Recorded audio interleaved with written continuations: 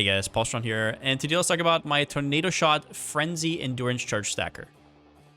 For my last endgame build of the league, I wanted something to throw all my currency into and get a incredible build that is both extremely fast and can do all content in the game. The build revolves around the Slayer Node Masterful Form, which paired with the Restless Ward Body Armor will give you an absurd amount of movement speed and life regen. In total, we get to 13 Frenzy and Endurance charges. This regen will then be converted to Rage regen with Chaos Spirit, which instantly solves our Berserk uptime. With the help of Frenzy charges, we can reach 500% without a Mage Blood and round about 600% with a Mage Blood. This leaves us open to pretty handedly also use Headhunter. Do note though that in the showcase, I'm using neither of them. Now, Slayer solves a lot more problems though. The first one being out of combat regen, which gets solved with Slayer's Overleech, which has been a long-standing issue. The second one being physical hit damage with endurance charges. You basically have 13 endurance charges, so that's 52% physical damage reduction. To scale our flat damage even further, we're using a Essence of Horror Quiver with cold damage per frenzy charge, which we then scale with Widow Hail, which gives us even more of that stat, which on the side also gives us 4 times the life roll on your quiver and a ton of premium crit multi. The 5% base crit of Widow Hail, which usually disqualifies it immediately for attack-based builds, is completely disregarded with the Slayer Overwhelm node, which overrides it with 8% instead. I had an absolute blast putting together this build, and it's probably one of the most fun builds I've ever played, hands down, and I'll probably make iterations of it in the future again. With that said, let's get into the build portion of the video.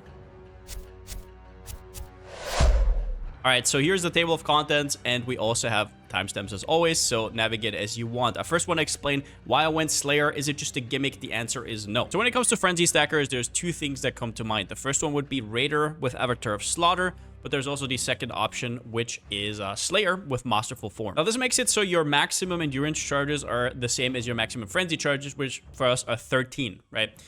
Which means you get a ton of extra power, but you also have to gain the endurance charges. More on that later. We have some tricks under our sleeves for that.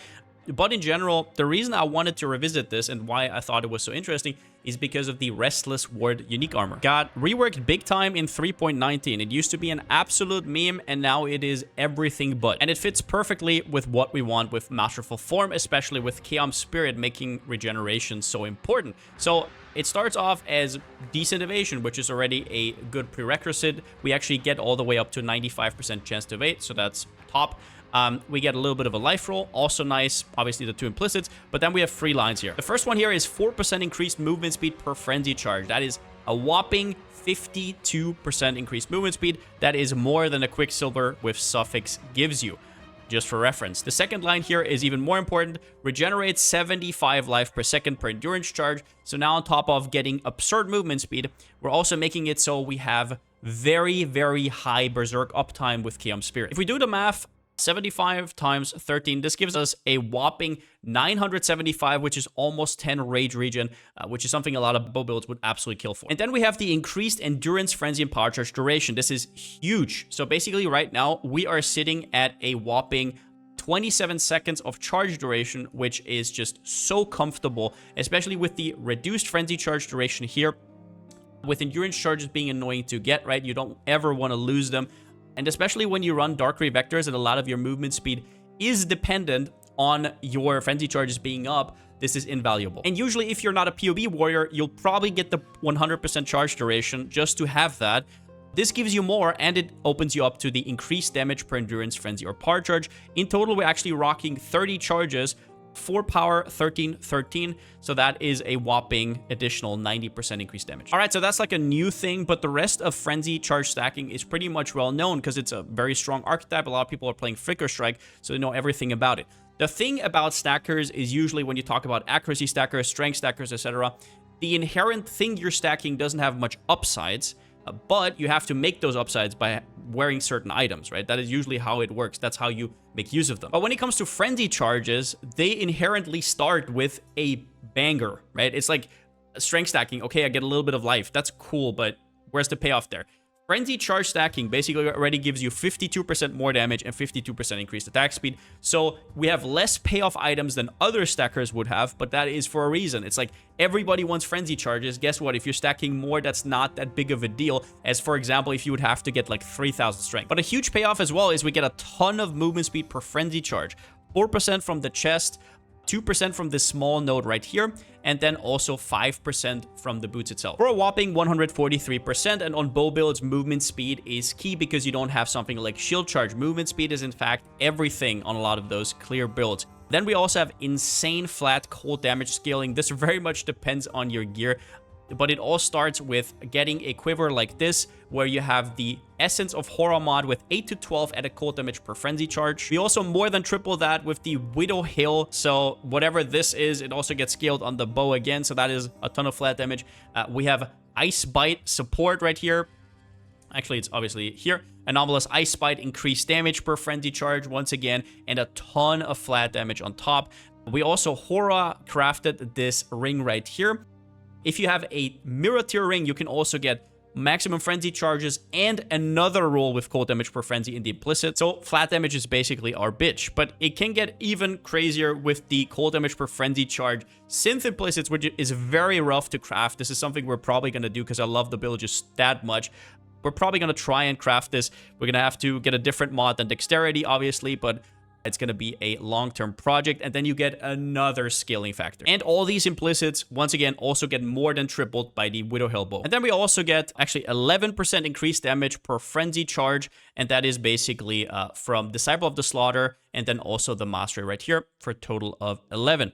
And then let's talk about the endurance charge side of it. Now, when people usually go Slayer for endurance charges, what they're doing is they're going Arn's Anguish for brutal charges, which gives you triple damage. This belt in the current version would be around about 40-ish% more damage. There's just a lot of problems with it, mainly that now you don't have your Chaos Spirit sustained because brutal charges are not the same as endurance charges, so the chest doesn't work anymore. So you're basically throwing off everything that you built, and you will realize if you want to get that region back elsewhere, it's going to cost you round about as much damage as you just gained from the Arn's Anguish. It also means you cannot use a Mage Blood, and it means you cannot use a Headhunter. So while it looks really good on paper, I would tell you 100% not to go for it, but whatever you want. On top of that, let's talk about some other things. So physical damage reduction. I know not everybody cares about being tanky, especially on softcore, but on this build, it's not like you're building into it, right? You have it anyways. You want it for your KM Spirit. This is just a nice side thing, right? You just half the physical damage that you take, which is a problem that historically has plagued right side builds. Not everybody can run a lightning coil and a taste of hate and have a rare helmet, right? It doesn't work like that. You can't just always convert fizz, or you're just going to be squishy. And sure, you have a lot of evasion, but sometimes you just get absolutely clobbed. So yeah, how much you care about this will depend on you. For me, it was an absolute game changer. Now then, once again, the region is the biggest payoff, having very consistent KM Spirit uptime. This is a thing that I often criticize for Tornado Shot players that have like 4 or 5 Rage Regen. It just isn't enough. That is not consistent Berserk uptime, and you're just fooling yourself if you're ticking Berserk. We have around about 13 to even 15 or 16 whenever Bottle Faith is up Rage Regen per second. Then you also have the nice side effect of getting a ton of Ellie Res. Endurance charges give 4 Ellie Res per. Now, I am not capping with endurance charges, just to make that clear, because I don't have them from the get-go. There is going to be situations where you don't. If you are comfortable with that, that's fine. What I'm using them for is actually to overcap against elemental weakness, and then also against stuff like altars. As you can see right here, we're a good 50 over, and I'm actually capped without it. And then at the end, you also get a little bit of increased damage from endurance charge, a little bit meaning 143% once again, just like frenzy charges, because of Disciple of the Unyielding and the Charge Mastery. Now, when it comes to charge recovery, Frenzy is usually the easiest part. Endurance is really rough because there's no thing that strictly gives you endurance charge on hit, and you want these to be consistent, right? So the thing is, first up, endurance charges are not really tied to damage, so they're not important for your damage, but they're still important for your Rage Regen and your Berserk. So you want them to be consistent. And the way we do that is with Enduring Composure. However, there's a catch. It looks good in PoE, but we have 95% chance to evade. We're not really going to get hit. And even if we didn't have 95% chance to evade, it's still way too inconsistent. So what we're doing is we are going for a Mana Forge Arrow setup with cast on crit.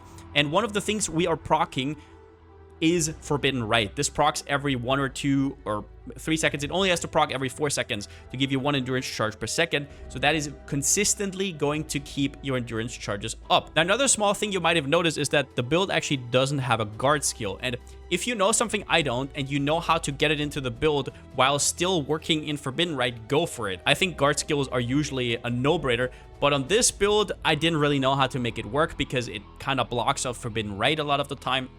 So if you want consistent endurance charges, that is a big problem. You will not really get that with the Enduring Composure, but that's something you have to play around with yourself. In PoE, it looks good, and then you play it and you're like, But if you're somebody who does this anyways, I mean, you're going to have the charges up every time.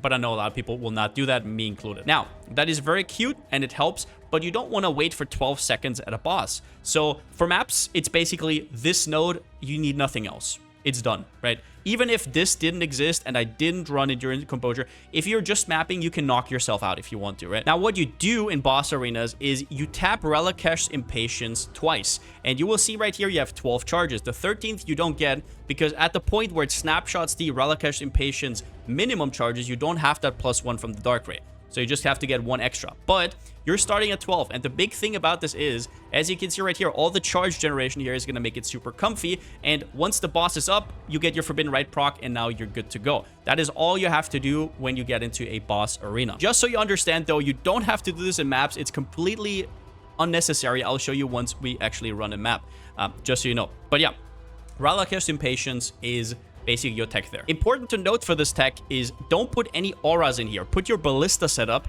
because if you put auras in here, whenever you swap, your auras will turn off. Now, the frenzy charge side is pretty straightforward. You have Blood Rage, and you also have this chance on kill. So obviously in a map, you're never going to have a problem. For the on-hit, there's certain different setups. I ended up using Mark Mastery with the chance to gain Frenzy Charge when hit by marked enemies. This is always enough because we don't have Mark on Hit. Mark on Hit has a 4-second cooldown. We have it on Cast on Crit, so it's up way more reliably, so we actually get those. And so against bosses, it's always going to be up. Snapper's Mark is always up, so you always get this. If you, for some reason, feel like that's not enough, I've never had that problem. But if you do, also remember that you do start with 12 Frenzy Charges, because in a boss arena, once again, you do this. This also gives you Frenzy Charges. But you can also go for the Frenzy Charge mod here, but it's kind of a waste because you're then more than tripling that with Widow Hail, so I don't think that's really the way to go. Since, don't underestimate this attack speed roll, 12 times, what? 12 times 3.5. Together with the Widow Hail, that is 42% attack speed you would lose. Now, a question as old as mankind on every bow build in existence is, do you go Pierce, Fork, or Chain? What would I say for this build? Now, on a Deadeye, this is basically self-explanatory. You have Wall Chain, and Wall Chain feels hella good. We'll talk about upsides and downsides of Deadeye versus Slayer, but losing Ricochet is definitely, must be one of the bigger downsides of not being a Deadeye. So, what do I do there? Well, personally, I wouldn't go for Chain, and that is simply because you would have to use Chain support. And sure, you could say this is kind of also your clear, and your totems have a lot of extra single target damage, and that's all fine and dandy. But at the end of the day, you're still, on a lot of setups, on a lot of people who don't have perfect gear, you would still lack a ton of damage. And even more important, I actually think that Fork is very competitive with Chain in general, at least if you're not a Deadeye. So right now, I'm using Awakened Fork, and as you'll see, it actually has 15% more proj damage. It forks 2 times.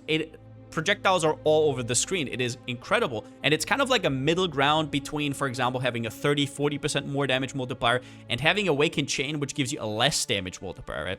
But the biggest thing about this version as well is we have a Thread of Hope here, which means we can also get Split Shot on top. And this means that whenever something forks, we have a 50% chance from these secondary projectiles to get another extra arrow from the fork, which is quite strong. So usually it forks out like this, right? 2 extra projectiles, but this has a 50% chance that there's also going to be 1 in the middle, which is incredibly strong. As for forking angle, I do not like reduced forking angle. It basically makes your angle a little bit more like this. So if you want to try something out, try out increased forking angle. It will increase your skill, and it will feel more like an AoE skill. Personally, I didn't feel like it was necessary, but it's definitely a point that you can spend if you want to. And then since we're already here, we can also talk about Pierce. Pierce is by far the worst of the three, but it's also the easiest to access, because all you have to do to have reliable Pierce is you take this node here and maybe this on top, and you're done. You don't have to use a support gem. You don't have to do anything else, right? So that is a lot of opportunity cost that you can just get a damage multiplier, right? Which is very strong. So if you're lacking in damage, personally, I would do that. Or if you care more about bosses, having a little bit of Pierce against bosses still goes a long way, because you don't want like ads to come in and then block your projectiles. But once again, we're talking about Tornado Shot, and we're talking about 10 projectiles. So yeah, I mean, your clear is going to be good regardless. So whatever you want, right? Feel it out yourself. I personally would highly recommend at least trying out Awakened Fork. Also, in case somebody doesn't know here at the end, these mechanics have a hierarchy. So you don't want to mix and match them. You don't want to have Chain and Pierce and Fork. You just want to focus on one of them, because Pierce comes first.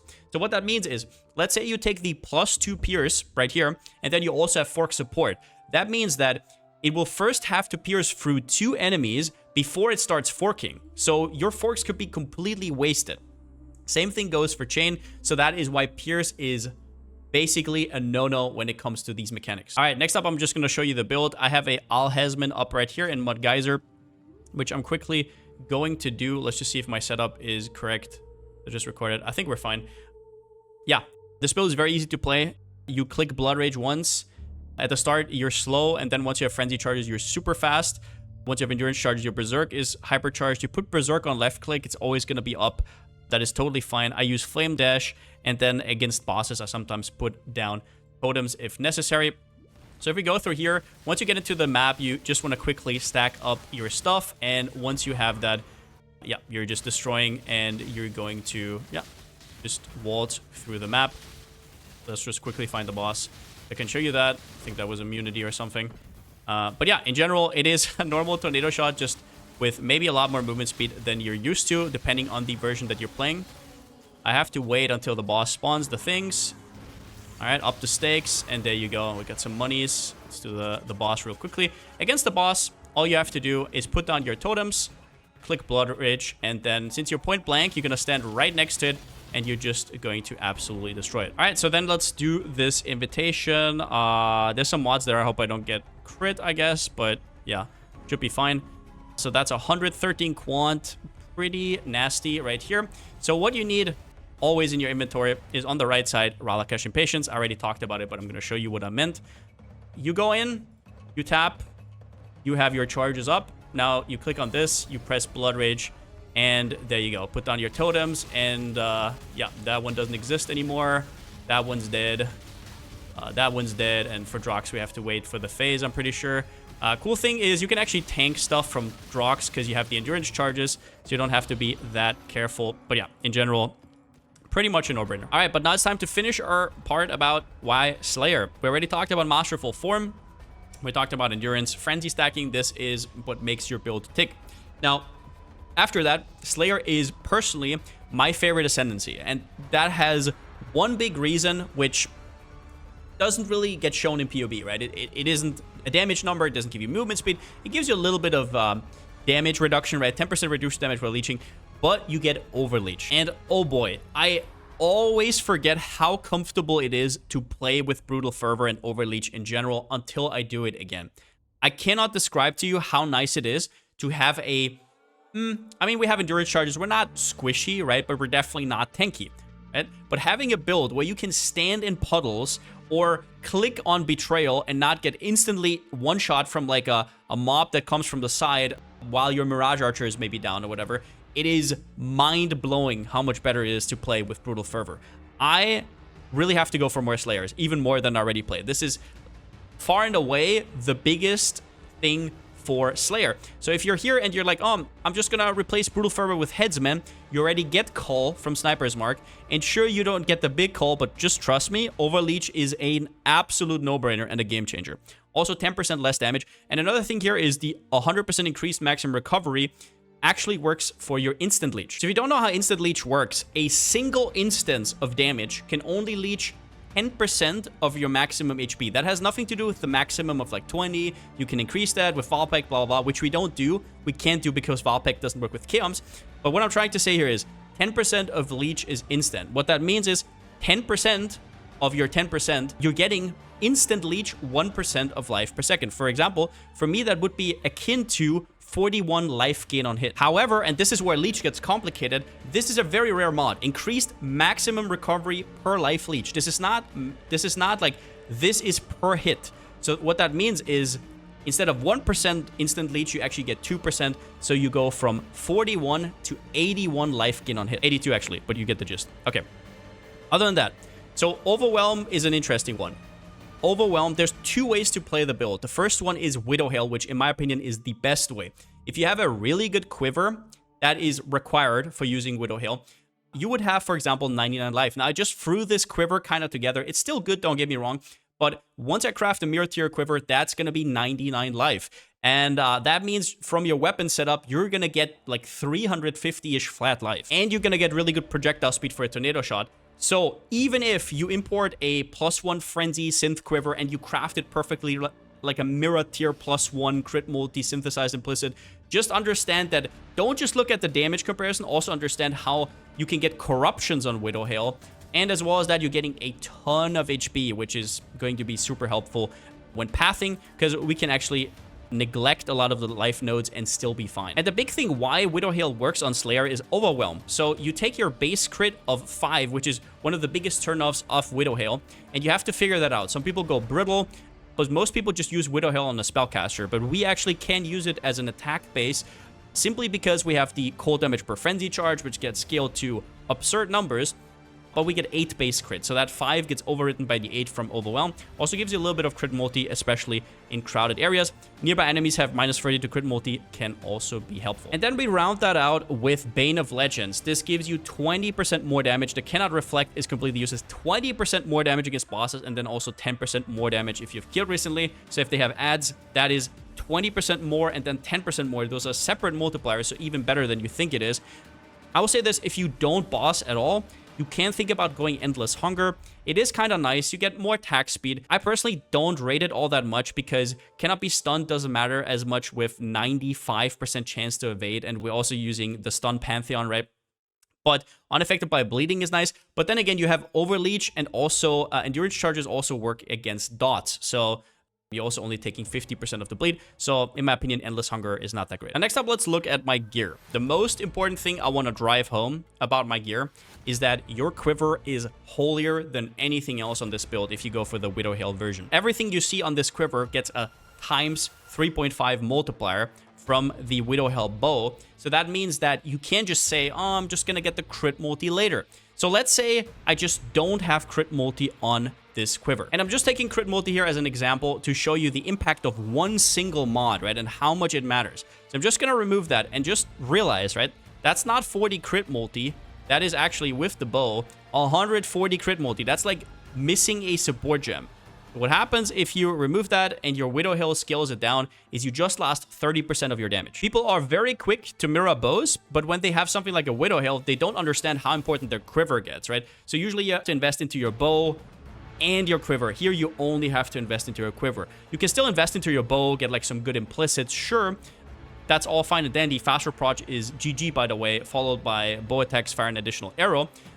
But you still have to realize this has to be there. You have to have all those mods, and you have to take care of the craft. Now, the way I crafted this bow is I spammed Essences of Scorn for the crit multi until I got the bow attacks, fire, and an additional arrow. And then what you can do with the prefixes, get life and damage with bow skills, is you can actually do the cannot roll attack modifiers.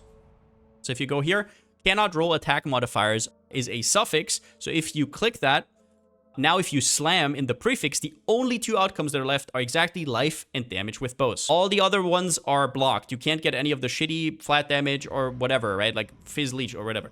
Okay, only that, right? So this quiver is extremely easy to make. It is a starter quiver. You definitely need the fracture though. As for implicits, it can be a feathered quiver, or you can also have increased attack speed in the implicit. I'm pretty sure attack speed would actually be more damage, but I just like the extra projectile speed for clear. Important on Widow Hail is do not overdo it with the implicits. For example, there's a ton of them on trade with additional arrow, but it has a shitty roll. So this roll goes from 150 to 250, and it is a big deal. It's not like I'm just going to go to 230 and it's going to be fine. No, no, no. The most important is you get 247, 48, 49, 50, right? As high as you can before you even think about getting a corruption. And if you want to corrupt it yourself, you can also get a harvest enchant, which the best one would be attack speed. Definitely don't go for crit enchant, because don't forget that overwhelm overwrites your bow crit itself. That's the point, right? Then we have Chaos Spirit. What can I say about Chaos Spirit? I mean, it's one of the most broken items in the game. It gives you basically permanent Berserk sustain with Restless Word, which we already talked about. If you haven't seen the intro, definitely check out how these things work together. I mean, it's absolute biz. You really want that +1 frenzy charge. Definitely get that ASAP. Now, when it comes to the boots, you have to realize if you're using the Forbidden Rite setup, you're hitting yourself to get the endurance charges, which also means you can't get the movement speed if you haven't been hit recently. That is turned off just forever. So for the enchant, I would definitely go for cold damage if you've been hit recently, because it's always up because you're hitting yourself. Move speed, chance to suppress are the best implicits that you can get as high as possible. Otherwise, there's not that many rolls. There's like lightning res, which obviously higher is better. Now, when it comes to my amulet, a lot of people are confused. No Carnage Heart is not GG on this build. It's not that great of an amulet. It's pretty solid, but I mean, I would never tell anybody to use it. The thing is, you have to look at the annoyance. I actually have 4 annoyance on this. And the way you do this is with Strangle Grasp. If you look at Strangle Grasp, you'll see a lot of corrupted ones. And you might be wondering why people are corrupting them and why uncorrupted ones are going for like 40 div each. The reason is, what happens is you can corrupt your Strangle Grasp into rares. And if they turn into rares, you will see there's no mods on it. It just can have free additional enchantment modifiers. If it bricks into rare, you now get all the stats on your random rare, plus the annoyance stay. Now, if you get a shitty rare, and that is not really what you want, then you can still help yourself out with Tainted Currency. The first thing you can do is you can try to get Tainted Chaos Orb, which then means that you turn the rare into a new rare, but you have a 50% chance for it to go white. If you get a better rare, GG, right? That would be way better than Carnage Heart. Don't get me wrong. But if you don't, and you brick it like me twice, what you can still do is Tainted Mythic Orb it. Tainted Mythic Orb has a chance to turn that amulet that you now have into a unique. So what happens is, this is an Onyx amulet base, so you can get a Carnage Heart. You can get other stuff like Astramentus as well, but they're a little bit more rare. Most of the time, you're going to brick into a Carnage Heart, which is still really, really strong. All of that aside, it's a really fun gamble. If you don't have the currency, I totally get it. Just get a rare amulet with crit multi, LE damage with attacks and stuff like that. The one thing you have to respect, though, is why Strangle Grasp is so good on this build is we are anointing the Honor Tattoo right here. We don't have the dex anywhere else. This is all int and strength, right? So we have to get it as our anoint over here. But we would also like to anoint Disciple of the Unyielding. This saves us free points that are really bad. Armor we don't need, stun duration we don't need, AoE is shit. So actually what you might want to do is buy one of these shittier Strangle Grasps. Just remove these and put your own enchants on, right? Put on the enchants that you need for the build, or you can buy a clean one and try yourself, whatever you want. But that is it for the amulets. Then we have the helmet. On the helmet, yes, you can use Heat Shiver if you really want to. It's a lot of damage, but the helmet solves a lot of problems. First off, it solves your mana cost. If you have a rare amulet, sure, you can get the minus mana on the Emmy, but it just solves everything, right? It solves your spell suppress, your mana cost, it gives you pen, it gives you accuracy, which you're really starved for. The +2 is kind of a brick. It gives you a little bit of extra evasion with grace, but we don't really need it. But it gives you evasion, it gives you a life roll, you can balance your resistances. So you can try cramming Heat Shiver into the build, but you will notice real quick that it is a little bit scuffed. As for Helmet Chant, there's 2 contenders here. Tornado Shot is, in my opinion, the best one, the secondary projectile. You could make a point for Berserk Effect. On PoB, you will see it gives you a lot of movement speed and damage, and that is true. But Tornado Shot secondary projectile is just, it's not only good for clear, it's also good for single target. Way more projectiles are going to connect. Probably gives you an extra 20-30% single target damage. So in my opinion, it's an absolute no-brainer. I was first in the Berserk camp, but really quickly switched. Now, as for Restless Ward, if you don't know about the mechanics, check out the first part of the video. You definitely need to know what this is about. But in general, +2 levels doesn't really do much. Even if you have your main setup in your body armor, it still doesn't do all that much. So in general, you want increased damage. Max res is okay to have. Maybe a little bit of increased life, reduced physical while standing still, whatever you want. And otherwise, there's not much to say. This is your biggest int cap. 122, that is what you need for the build, so make sure you get that. In terms of rings, this is a big one. Just +1 frenzy is absurdly expensive. I bought this a while ago, so for me it wasn't the end of the world, but right now they are incredibly expensive. And the next thing I'm gonna do is I'm even gonna upgrade this into a mirror ring with +1 frenzy and cold damage per frenzy on top in the implicit.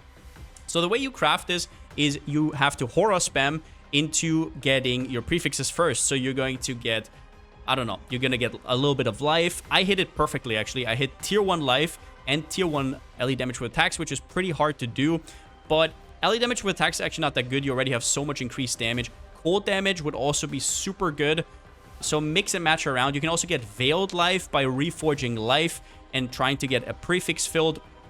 All fine. In the suffix, what you can do is you reforge chaos or you aug chaos, right? Reforge chaos could fill your suffixes and brick your items, so that's up to you, whatever you want. This gives us a ton of chaos res. We're almost capped with just these two mods right here, the chaos res and the fire and chaos res.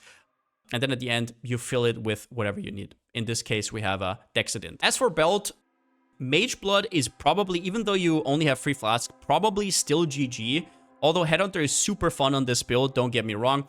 For videos, I like to just do a baseline belt. So in this case, I just bought this one right here. Gives you strength, a little bit of res, LE damage with attacks, life. We have a lot of uniques. This is one of the only ways to fix certain problems that you have, or might have, right? One of those problems might be accuracy or res or attributes. So fix that on your searching eye jewel if you're not going to go for a Mage Blood or a Headhunter. Once again, if you're curious about why not Arn's Anguish, I explained that in the intro, but the TLDR is it doesn't work with our chest, because then brutal charges don't work for the chest. So even though it looks like a lot of damage, it is actually pretty scuffed, and your berserk uptime will be abysmal. If you want to run brutal charges, that's fine, but then don't even think about using Restless Ward. It makes absolutely no sense. As for flasks, I'm actually going to change this in PoB. I got the prefix with chance to gain a flash charge when you deal crit. I would really want either increased duration or reduced charges used. This mod is super overrated. I just kind of got talked into it. So don't get that, but get a diamond flask, quartz flask, quicksilver flask with attack speed, movement speed, crit, you know the drill. As for flasks, this one here is interesting. You can either go Bottled Faith or Dying Sun, depending on what you want. Dying Sun is way better for clear, and Bottled Faith is basically for single target, so whatever you want, it's very interchangeable. And then Progenesis, I mean, it should be on every build if you can afford it, it's OP. All right, so talking about jewels next, let's just start with the Thread of Hope right here. We have a large ring, and we're getting some really good notes. Most importantly, Wind Dancer is incredibly strong on this build because we are actually evade capped, so this is very strong and is mostly going to be up. Now, we have the additional projectile here, and then you can also enhance your fork or pierce if you really want to, which I personally wouldn't. But it is just an incredibly good Thread of Hope. For Forbidden Flesh, Forbidden Flame, we're using Arena Challenger charges, which gives us basically what Tailwind would do on a Deadeye. It gives you 20% more attack speed and 20% more movement speed. It's incredible. It is irreplaceable. It is the Forbidden Flesh, Forbidden Flame you want.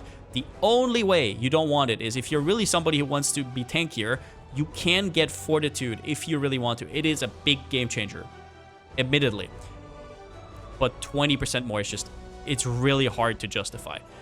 Then we have our small cluster jewel, the Enduring Composure, together with the Forbidden Rite, procs our endurance charges, which is quite nice. We have a Warrior's Tale right up here. This one gives us +1 arrow from here and some other nice things, which we're going to talk about in the tattoo section.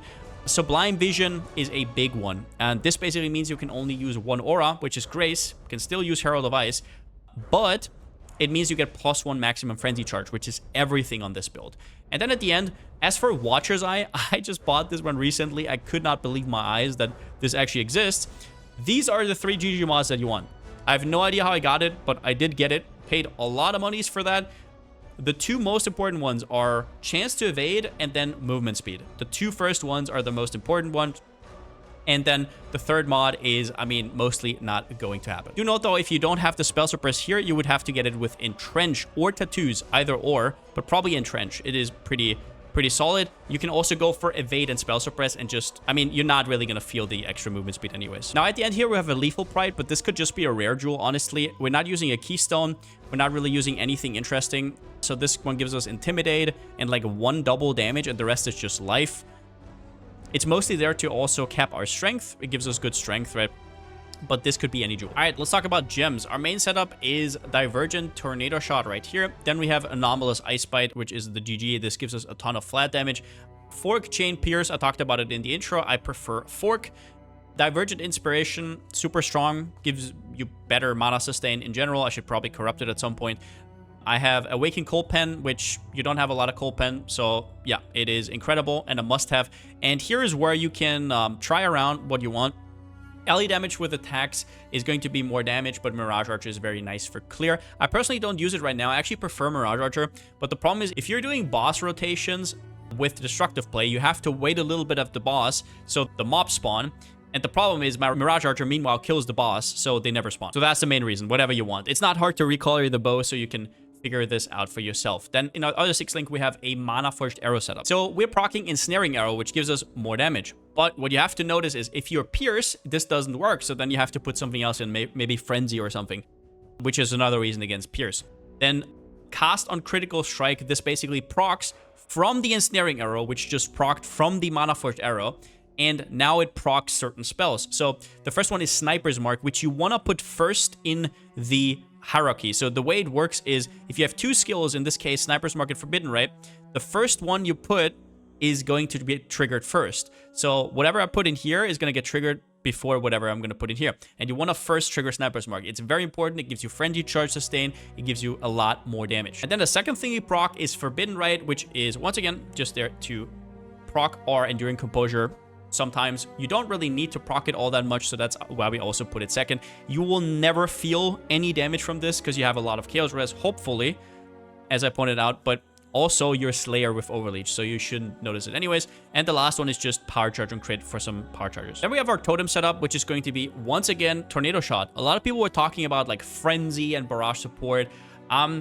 It does roundabout as much damage, maybe even a little bit more, but the main issue is it can miss, right? Like your totems are sometimes missing and you see the barrage not completely going through. I would still stick with Tornado Shot. You already have the Helm enchant and stuff like that, so I would go for Tornado Shot totems. I would put this on a 6 link to get even more single target, but first up, we don't need more damage. Maybe you do if you're on a budget. That's something you have to figure out yourself. I wouldn't really play the build on a budget, just saying. But we have it on a 4 link. It's still a ton of damage. So if you look on PoE right here, currently we're sitting at around about 70 mil. And a good chunk of that is actually the totems, so you put them down whenever there's a boss. Focus Ballista, very strong. Usually I don't love it, but since they're really only up against bosses, it's totally fine. Ballista support, obviously, and then Awaken Cold Pen as your last support. Then we have your kind of utility setup, which is Anomalous Berserk. You want Anomalous, so it comes up faster. You get some CDR, right? And that is important because we have so much Rage Regen that the faster it comes up, the better. The moment it comes up, you can sustain it, right? You want to get that even better with an Enhance. If you have the money for a level 5 Enhance, definitely go for that. I have normal Blood Rage. I did not ever feel like I needed Anomalous Blood Rage. If you think you do, sure, go for that. And then Anomalous Flame Dash. I really like Flame Dash over Blink Arrow just because it's actually instant. Even though we have a lot of projectile speed and attack speed, it's still actually instant. And it gives us extra travel distance. And I just noticed I don't even have it qualityed up. Wow. But yeah, the extra travel distance is also super cozy. And then for auras, once again, we are Sublime Vision. So we can only use one aura, which is going to be Grace. And that one is going to have increased effect. As well as that we get +1 Frenzy, which is huge. But Herald Device is not considered an aura, so you can still use it. The Enlighten is kind of useless, and this is where the extra 2 sockets come in, which you can play around with. One thing you can do is use Anomalous Blood and Sand. You can even put it on your Enhance for extra projectile speed. The problem I had is we're using Forbidden Flesh, Forbidden Flame for Arena Challenger charges, and you don't get those if you're in Sandstance. You don't get those against bosses, so that's kind of a problem. So you would have to switch back and forth, which is kind of annoying, so I kind of went against it. I have the Enlighten in here, but I'll be honest, I don't really know what to do with the last 2 slots. That would be good. You can put a Golem in or something, but then maybe stuff can chain on you. Up to you. Next up, tattoos. There's definitely a lot of thought, a lot of iterations here, but everything I want to point out. First up, get +1 Frenzy either here or here. Doesn't matter on any plus 30 dex node, you can get it. You can't get it anywhere in here where you're pathing, so you have to anoint it. You just path there, you allocate it, you put on the tattoo, and then you unspec again. That's how you do it. Very important. That is your most important anoint. After that, what you have to do is you get additional projectiles. One additional projectile spot is here. You have to take 1, 2. This is not really dead, but not a great node. This one's dead, though. And then you also have the Warrior's Tail, so you actually get +2 extra projectiles. Very strong. Then we also get another additional projectile here. We have to take this node, even though we don't necessarily need it, but that is a good price to pay. And then down here, we have the 4. So in total, we get 4 additional projectiles. Now, if you're only clearing and you don't care about boss damage at all, you can either turn that point blank into something else, which you might regret later, though, because then you have to scour it off and get point blank again, or you can just refund it. And I don't know, against whenever you're clearing, just put this point in and you still have additional projectile. Now, another very interesting one that gives you both Rage Regen and extra Overleech, stuff like that, is Ancestral Tattoo of Bloodlines. Increased recovery of life, mana, and energy shield per tribe. That basically means if you hover over this, it says Ramako. This one says Arohungui. Each one of that is a tribe, and each one of those gives you extra recovery rate. It's very strong, and you want to have it inside your Warrior's Tail. So make sure you have different tribes. Don't just spam random ones that you don't need, but I mean, if you need them, then it's going to be nice. Other than that, basically, I think there's one more that's super important, which is like blind on hit. Yeah. So you want to have 1 or 2 blind on hit tattoos so you can get your evasion up and also your accuracy. And I know Tornado Shot hits a lot, but I would usually go for 2. I'm pretty sure I do here as well. Yeah. Usually go for 2. And then after that, there's not really anything you super need. You're going to fix your resistances, especially if your gear is scuffed. These are all going to be resistances or spell suppression or whatever. For example, I'm filling out spell suppression right here. They could be lightning res. And if you can, you put like extra life on. And then once you have everything min-maxed, the rest goes into movement speed. That depends on you, but if you want to have a build that's this fast, you're going to invest a lot of these points into it. All right, but then the actual passive tree, it is pretty straightforward. We have 2 cluster jewels. We have a lot of like jewels going on that I already talked about. We have this frenzy cluster right here. Once again, if you aren't using Strangle Grasp and you can't anoint Disciple and this node right here, you will have to pass through these dead nodes, which is why Strangle Grasp is so goddamn strong. Even if you don't get like a Carnage Heart with all the anoints, just Strangle Grasp alone is, I'm pretty sure, still GG. So other than that, you get as much life as you can. You're probably not even going to take this node if you don't have a Lethal Pride, to be honest. It's not that great. We have so much increased damage. It is not that valuable. Don't forget about the Enduring Composure right here. For large clusters, we go Martial Prowess and Feed the Fury in the front. Feed the Fury is always up because we have Overleech. Martial Prowess, just a good node in general. We go Fangs of Frost. Now this might not seem that good to you because in PoE it doesn't look that good, but we still need to take this first point anyways for the extra proj, so the last 2 points are definitely worth it. If you don't have the extra spell suppress on your Watcher's Eye, you will need to get Entrench most likely. We just can't take Thick Skin. We can't get Ailment Immune anyways. We are only Freeze Immune, so we just cannot get that. Here, you can get the Projectile Speed Mastery if you have more points. I'm currently level 98. That's probably going to be the next point I'll take. Thread of Hope we already talked about. This mastery here should be crit multi. And other than that, it's pretty straightforward. Don't forget about your instant leech here, I guess. The second cluster is, I'm pretty sure, exactly the same.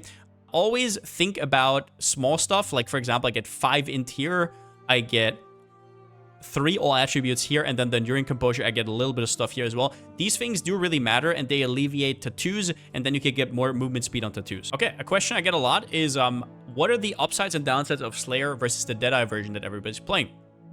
I usually don't like these sections because I think you don't always have to play the best. It's fine to try out new stuff, but in this case, I actually really believe in the Slayer version, so I'm going to lay this out for you. First up, Slayer is straight up faster, and that's because people always talk about Tailwind on Deadeye, but you get the exact same thing from Arena Challenger if you get the Forbidden Flame, Forbidden Flesh.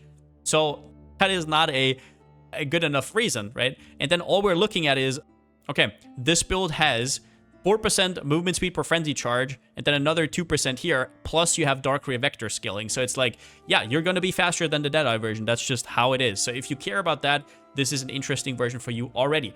The second thing is Overleech, and I cannot emphasize this enough again. how comfortable Overleech is. Standing in dot puddles, you get 1,700 with my current setup. 1,700 regen per second. That's just there. You can click on stuff and things can hit you and you don't care. You can interact with Betrayal, whatever you want. It's so comfortable. I cannot explain it to you. It is just super nice. So that is a big, for me personally. Fizz mitigation, if you don't care about defenses, that's a no-no. But it's also nice to say that, obviously, you take half physical damage. That also goes for dots. So, for example, if you're not bleed immune, bleed's very annoying. And also, even your own Blood Rage degens half less. It also counts for Blood Rage degen. Plus, on top, Blood Rage doesn't even matter at all with Brutal Fervor, which is also really nice, because usually with Chaoms, if you have no regen at all, Blood Rage can be quite annoying, especially when you're looting at the end of a map. And then you're also faster because you have a way better Berserk uptime in general. But yeah, good Berserk uptime on the Deadeye, you have to struggle a little bit. It's obviously possible. They go Enduring Cry, they go for the extra Keystone Tattoo, which can get quite expensive, but I mean, who's talking? So yeah, very nice to just have that figured out with the chest immediately. And then let's talk about the downsides. The first one is Deadeye can go MF. This build has way too many uniques. If you start subtracting items, all of a sudden, you don't have a build, right? Like, this ring is super important. You can't just go Venters, the +1 Frenzy, the Frenzy damage scaling. So already that disqualifies it from going MF in general. So if you want to go MF, you want to be in Crimson Temple Prison, you can't do that on that version. Stick with Deadeye 100%. Also, Deadeye has this thing where it can scale from League Start. You have a great trajectory. You start Lightning Arrow, you get into maps, you get like 10, 20 Divines. Sometimes people need a little bit more. You start going into Tornado Shot, and it just snowballs from there. That is not a thing with this build. This is a dedicated endgame guide, and if you wanted to League Start, you would have to League Start like a champion, or maybe Bone Shatter or something like that, right? You could not immediately... There is Lightning Arrow versions out there for champion, but I don't think they have enough damage for softcore. That is up to you to decide, though. In general, if you want to League Start with a bow build, I would not consider this really. Go for the Deadeye. It's way, way safer. Then also there's the wall chain. Some people don't rate this as much. I actually do, but it depends on what content you're running. You have your chain figured out. You don't really need much more. And you have the 30% chance to like just chain your projectiles from obstacles, which is just absolutely incredible. So in terms of clear, Deadeye will usually feel better. The problem is, at this stage, your Tornado Shot is destroying everything. So I wouldn't even know how better clear would look like, to be completely honest with you. But yes, wall chain is not going to be there. And then also, if extra projectiles get removed. So one of the things is, a lot of Deadeye builds don't even run endless munitions right now, because they're already so stacked on projectiles, it almost doesn't matter anymore. So that's not even a selling point anymore for Deadeye. But, for example, if you watch this next league, or whenever you watch this, and projectile tattoos get removed, now Slayer is in a little bit of a trouble. You would have to go GMP. It's not the end of the world, but Deadeye would probably get away with not having to use GMP, so that is another thing where you would have to reconsider everything. So yeah, in general, there's a reason why people go Deadeye. Most of that is actually for MF, which is a big reason. I just want to tell you, in terms of character power, I actually like Slayer a lot more in terms of a well-rounded character that can do everything in the game. But there's obviously a reason why people go Deadeye, so I would definitely do the research yourself. I kind of laid out the Slayer here for you. As for leveling, as always, I'm using Taitai's Twink leveling guide over on Maxroll. I use Deck Stacker, one with nothing. It absolutely breezes for the campaign. Then between level 70 or 90, whenever you want to respec, you can respec. You can get some 5-ways in between, whatever you like. But yeah, this is a no-brainer. Link will be down in the description. And yeah, that's about it. Thank you for watching. This build was an absolute blast to put together. I just noticed how enthusiastic I was. I think this video was maybe a little bit too long, because I absolutely love Tornado Shot, and I always love getting an opportunity to revisit it again. There wasn't much to say for me. Like, Deadeye was pretty much figured out.